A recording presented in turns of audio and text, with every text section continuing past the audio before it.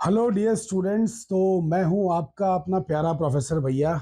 आप सभी का स्वागत है मैथ्स इन डेप्थ पे।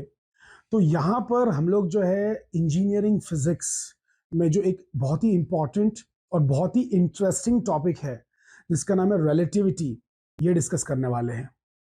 आप बच्चों ने अपना प्यार मुझे ट्वेल्थ स्टैंडर्ड में बहुत दिया, तो 11 ट्वेल्थ हमने आपको डिटेल में पढ़ाया और आपने उतना प्यार हमें दिखाया। अब हम इंजीनियरिंग फिजिक्स में भी आपके साथ आ चुके हैं, जुड़ चुके हैं। तो मैथ्स इन डेप्थ की एप्लीकेशन पर हम लोग आपको बहुत ही डिटेल में ये वाला चैप्टर पढ़ाने वाले हैं, रिलेटिविटी। तो इसमें हम लोग क्या क्या कवर करने वाले हैं ये मैं आपको बताता हूँ। बट उससे पहले मैं आपको एक बात बता दूं कि रिलेटिविटी एक ऐसी चीज है जिसने मुझे इंस्पायर किया साइंस को परस्यू करने में। ये बहुत सारे लोगों का इंस्पिरेशन है। रिलेटिविटी एक बहुत ही जबरदस्त सब्जेक्ट है।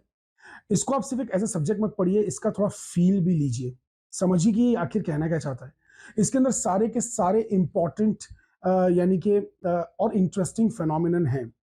जैसे फॉर एग्जांपल ट्विंस पैराडॉक्स, जुड़वा जुड़वा भाई लोगों का जो है विरोधाभास, कॉन्ट्रडिक्शन, के जुड़वा भाई लोग की भी एज डिफरेंट हो सकती है, टाइम का रुक जाना, वक्त का आगे ना बढ़ना। तो ऐसी बहुत सारी बातें इस रिलेटिविटी में की गई हैं।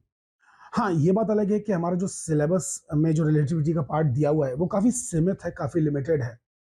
लेकिन इन फ्यूचर लिसन, ये पोर्शन खत्म होने के अलावा भी आपको रिलेटिविटी के बारे में मैं डिटेल्ड लेक्चर्स प्रोवाइड करता रहूंगा। डोंट वरी, उसके बारे में आप बिल्कुल बेफिक्र रहिए। रिलेटिविटी बहुत ही इंटरेस्टिंग है और रिलेटिविटी का जो बेसिक्स है, एबीसीडी है, वो पूरा का पूरा यहाँ पे कवर्ड है। तो ये जो चीज है हम लोग बहुत ही डिटेल में पढ़ने वाले हैं और टू द पॉइंट एग्जाम का जो पार्ट है वो भी कवर करने वाले हैं। यानी कि एग्जाम के सिलेबस में जो आने वाला है, आपको जो एग्जाम में आने वाले हैं टॉपिक्स, वो सारे टॉपिक्स कौन कौन से हैं मैं भी आपको दिखाता हूं। आप लोग इस वीडियो को बिल्कुल स्टार्ट टू एंड देखिए और समझने की कोशिश कीजिए कि ये आपके सिलेबस में बेसिकली चीजें क्या क्या हैं। क्योंकि सिलेबस का एक बार अगर आप ओवरव्यू ले लेते हैं तो आपको पता होता है कि कितना हमें एग्जाम के लिए पढ़ना है और कितना एंटरटेनमेंट एंजॉयमेंट के लिए पढ़ना है। बिकॉज कोई भी सब्जेक्ट जब आप पढ़ते हैं उसमें अगर एंटरटेनमेंट ना हो, उसमें मजा अगर ना आए तो पढ़ने में मजा नहीं आता है, तो पढ़ने में इंटरेस्ट नहीं बनता है। तो हमको पढ़ने में इंटरेस्ट भी चाहिए, है ना। तो इन टॉपिक्स को मैं आपके लिए बहुत ही सिंपल सरल बना दूंगा। इसे देखने के बाद, इस वीडियो को देखने के बाद आपको कहीं और सिलेबस से रिलेटेड जाने की बिल्कुल भी जरूरत नहीं है। और ये जो चीज जब हम पढ़ लेंगे ना तो आपको रिलेटिविटी में इतना इंटरेस्ट आ जाएगा कि आप ऑटोमेटिकली फिर बोलेंगे कि सर और लेक्चर्स लाइए रिलेटिविटी पे, भले वो हमारे सिलेबस में क्यों ना हो, लेकिन हम और पढ़ना चाहते हैं। तो आइंस्टाइन ने ये जो थ्योरी प्रेडिक्ट की थी, दी थी, प्रपोज की थी 1905 में, उस वक्त तहलका मच गया था और रातों रात आइंस्टाइन जो है एक सुपरस्टार बन गए थे, सुपरस्टार। दुनिया में उन्हें लोग जानने लगे थे।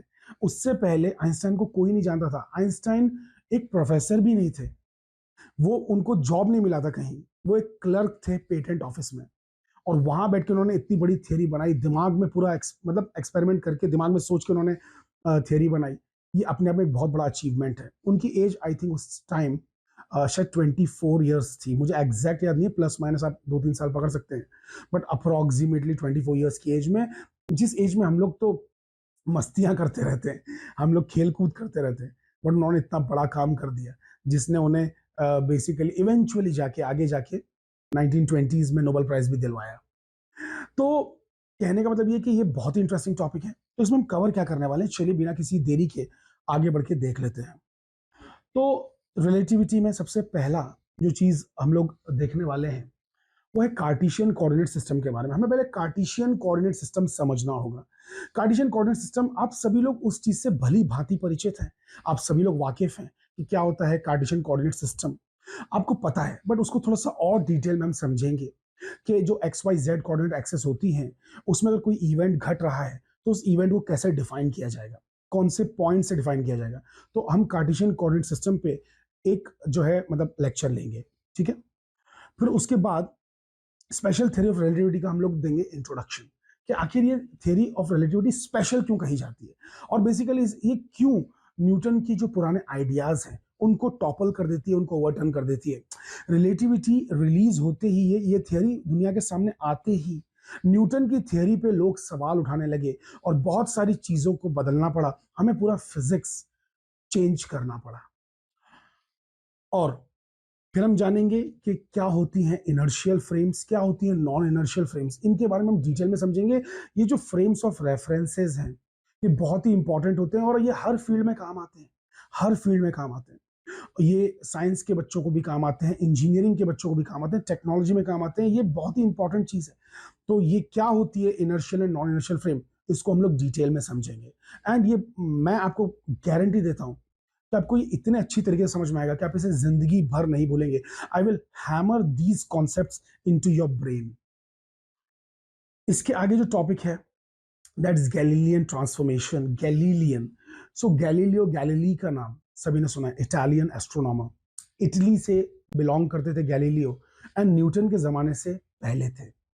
तो गैलीलियो जो थे मतलब मॉडर्न जमाने के एक बहुत अच्छे थिंकर, बहुत अच्छे फिलोसोफर और एक एस्ट्रोनॉमर थे। उन्होंने काफी सारी बातें कही थी, काफी सारी थ्योरीज दी थी।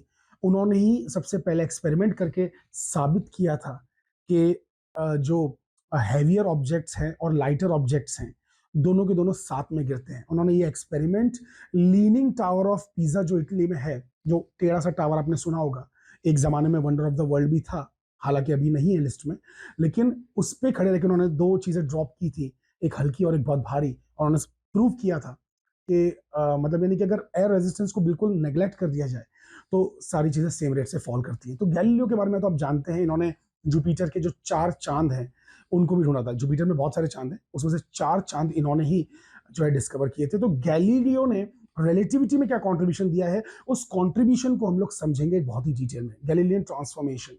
ठीक है, तो गैलीलियो का जो कंट्रीब्यूशन है वो न्यूटन की रिलेटिविटी में ज्यादा है, आइंस्टाइन की रिलेटिविटी में कम है, बट हम फिर भी इसे समझेंगे क्योंकि इसके आगे आने वाला जो ट्रांसफॉर्मेशन है उसके लिए ये समझना बहुत जरूरी है। उसके बाद हायर लेवल का ट्रांसफॉर्मेशन जो कि है लॉरेंट्ज ट्रांसफॉर्मेशन। ठीक है, तो यहां पर सिर्फ स्पेस कोऑर्डिनेट नहीं रह जाएगा, दुनिया 3 डायमेंशनल नहीं रह जाएगी, दुनिया 4 डायमेंशनल बन जाएगी। आपने ये सुना होगा ना कि दुनिया में 3 डायमेंशन है, एक्स वाई जेड, वो गलत है, वो गलत है। एक्चुअली में दुनिया 4 डायमेंशनल है, एक्स वाई जेड और टी, ये दुनिया के 4 डायमेंशन हैं। ठीक है, तो इसके बारे में मैं आपको बाद में और डिटेल में बताऊंगा, बल्कि मैं आपका भेजा ब्लास्ट कर देने वाली ऐसी कुछ बातें बताऊंगा कि मतलब आप बिल्कुल हैरान हो जाएंगे। ठीक है, फिर टाइम डायलेशन जो कि बहुत ही इंटरेस्टिंग कॉन्सेप्ट है, वक्त का धीमा हो जाना, वक्त का धीरे हो जाना, उसे कहते हैं टाइम डायलेशन। तो इसको भी हम लोग समझेंगे कि वक्त धीरे कैसे कर सकते हैं हम, कैसे आप अपनी उम्र को बढ़ने से, तेजी से जो आपकी उम्र बढ़ रही है उसे थोड़ा रोक सकते हैं, स्लो कर सकते हैं। और फिर फाइनली जो है आई थिंक ये चीज़ थोड़ी रिपीट हो गई है गलती से, यहाँ पर हम लोग लॉरेंट्स फिट्जगेराल्ड कॉन्ट्रैक्शन के बारे में थोड़ी जानकारी लेंगे। हो जाती है मिस्टेक्स कभी कभार, जो हमारी बैकएंड टीम होती है, इंसान ही है ना भाई, गलती कर देते हैं, कोई बात नहीं। तो वापस से रिपीट हो गया ये, बट यहाँ पे आएगा लॉरेंट्स फिट्जगेराल्ड लेंथ कॉन्ट्रैक्शन। तो जैसे जब हम चलते हैं, जब जब चीज़ें चलती हैं ना, तो जिस डायरेक्शन में चल रही है ना उस डायरेक्शन में वो थोड़ी दब जाती है। जैसे फॉर एग्जाम्पल अगर स्केल स्केल अगर इस डायरेक्शन में चल रहा है और बहुत ज़्यादा स्पीड से चल रहा है तो स्केल थोड़ा दब जाता है, छोटा हो जाता है, उसे कहते हैं कॉन्ट्रैक्शन। तो अगर आप इस डायरेक्शन में भागना स्टार्ट कर दें तो आपका पेट ऑटोमेटिकली कम हो जाएगा, आप ऑटोमेटिकली पतले हो जाएंगे। तो ये रियलिटी है, कोई मजाक नहीं है। आप बोलेंगे सर आम जिंदगी में तो हमें देखने को मिलता नहीं है। अरे भाई ये थियरी भी आम थोड़ी ना है, ये स्पेशल थियरी है, और ये काम करती ही तब है जब आपकी speed comparable to speed of light हो जाए, यानी कि 1% speed of light, 5% speed of light. जब आप इतनी ज्यादा स्पीड पे भागेंगे तब आपको इफेक्ट्स देखने को मिलेंगे। एनीवे, सो आई होप कि आपको पूरा जो सिलेबस है उसका ओवरव्यू मिल गया है। ये इंजीनियरिंग में अपने जो है इतना ही है बेसिकली, बट रिलेटिविटी इतनी नहीं है। इसके आगे एक्सप्लोर करने के लिए कौन सी किताबें आपको पढ़ना चाहिए, कौन से वीडियोस आपको देखना चाहिए, आपको क्या क्या करना चाहिए इस चीज़ को पूरा समझने में, अपने अंदर उतारने में, ये मैं आपको बताऊंगा as a course goes on. Course जैसे जैसे आगे बढ़ेगा तो हम लोग उसमें ये चीज़ देख लेंगे। बट इतना अगर आपने पढ़ लिया ना तो कम से कम ये हो जाएगा कि आपका एक फाउंडेशन बन जाएगा रिलेटिविटी के लिए हमेशा के लिए। ओके, और एग्जाम में आपको मार्क्स अच्छे आएंगे, इसके ऊपर आपको टेस्ट सीरीज भी प्रोवाइड की जाएगी। So don't worry, I hope कि आपको बेसिकली चीज़ समझ में आई है। इसके अलावा मैं आपके और भी टॉपिक्स लेने वाला हूँ, एंड वो सब चीज़ें हम लोग जो है सब्सिक्वेंट वीडियोस में डिस्कस करेंगे एज एंड व्हेन, जब उस चैप्टर की बातें होंगी तब हम वो चीज़ें भी डिस्कस कर लेंगे। तो फिलहाल के लिए स्पेशल थ्योरी ऑफ रिलेटिविटी में इतना ही। तो मैं हूं आपका अपना प्यारा प्रोफेसर भैया, और ये है आपका प्यारा चैनल मैथ्स इन डेप्थ। तो आप लोग जो है बेसिकली बस लाइक करें, सब्सक्राइब करें एंड अपने दोस्तों के साथ शेयर करें ये न्यूज़ कि बहुत जल्द हम लोग रिलेटिविटी के साथ आपके सामने हाजिर होने वाले हैं। Thank you very much, take care.